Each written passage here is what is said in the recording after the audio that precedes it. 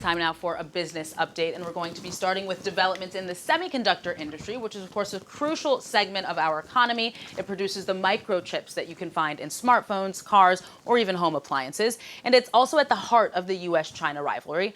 Our business editor, Charles Pellegrin, is on set with us for more. Hi, Aaron. Absolutely. And we're seeing shares in the Chinese chip-making industry really tumbling in trading this Monday. This after the Biden administration published a large set of export controls on Friday in order to slow Beijing's technological and military advances, including a measure to cut China off from certain semiconductor chips made anywhere in the world with U.S. equipment, or preventing foreign firms from supplying Chinese firms with tools to make their own advanced chips. In Monday trading, this has led to a drop in Chinese tech shares, especially Chinese semiconductor manufacturers. Groups like SMIC, Semiconductor Manufacturing International Corporation, and Hua Hong Semiconductors are both trading significantly lower than Friday at the moment, as you can see, down 9% for Hua Hong and down over 2.5% for SMIC.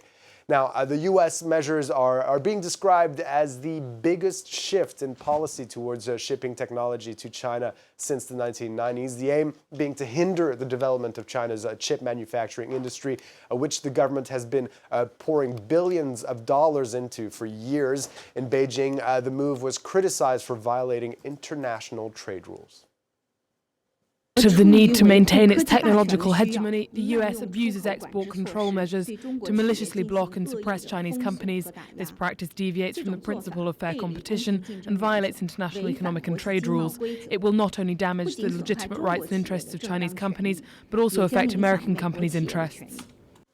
And let's take a look at the trading in Asia this Monday on the Shanghai Composite and the Hang Seng in Hong Kong. We're seeing shares trade lower as a whole on this news and on fears of another rate hike. Large tech groups like Alibaba and Tencent could also be impacted by the export controls as they could hit the commercial data centers of these groups. As you can see, the Hang Seng in Hong Kong down 3% and the Shanghai Composite down over 1.5%. Both the Nikkei in Tokyo and the Kospi in Seoul are closed for a national holiday. And we're seeing shares in negative territory on the major European bourses at the open. As you can see, the FTSE in London down by 1/3%. The CAC in Paris down 2/3%.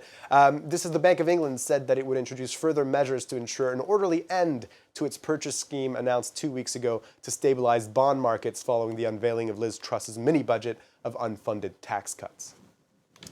And staying in, going back to China a little bit, Tesla's monthly sales have hit a new high in September, rebounding after supply chain disruptions caused because of the Shanghai lockdown earlier in the year. The American electric vehicle maker sold over 83,000 cars last month, 8% more than the previous month. Tesla still trailing behind local industry giant BYD, though, who sold over 200,000 cars in September.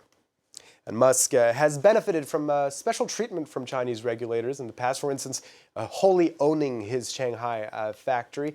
Within that context, he didn't hesitate to wade into geopolitical issues in an interview with the Financial Times on Friday, making his suggestion to sorting Taiwan's trade tensions, saying, my recommendation would be to figure out a special administrative zone for Taiwan that is reasonably palatable, probably won't make everyone happy. And it's possible, and I think probably, in fact, that they could have an arrangement that's more lenient than Hong Kong.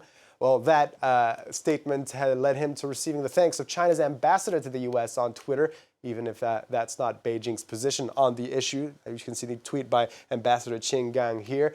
Taiwan's de facto ambassador to the U.S., however, responded by saying Taiwan's freedom and democracy are not for sale. And here in France, fuel shortages are set to continue this Monday. Trade union representatives at Total Energy and Esso will be walking off the job at their refineries and storage sites. Again, Total Energy management had proposed to bring forward wage talks on Sunday on the condition that workers end the strike that has disrupted supply to almost 1/3 of all French service stations and even forced the government to dip into its strategic reserve. Leo McGuinn tells us what this has been like for French motorists. The news spreads fast at this Paris petrol station. It has just been restocked with fuel. Only diesel for now, but it's enough to make some people's day. I'm really happy. I'll be able to work tomorrow, and that's amazing. It marked the end of a long journey for this lady. I got up at 5 in the morning and joined a long queue. And when I got there was nothing. For others, the hunt for unleaded petrol continues. All weekend long, petrol stations all over France have been inundated. For some, the need is more urgent than others. I need petrol. Tomorrow I'm due to bring patients to their radiotherapy sessions. If I don't get petrol today or at least by Monday, I don't know how these patients are going to manage. Olivier is the boss of a transport company, and he is constantly monitoring his truck's fuel tanks. They will soon run empty, and he is fearing the worst. If I don't get more fuel from Tuesday or Wednesday, the vehicles will come back to the fleet, and we won't be able to go to work. And certainly some people will be without work for a while. On Sunday, Total Energies proposed to bring forward annual salary negotiations, originally slated for November, in the hopes of putting an end to the protracted strikes.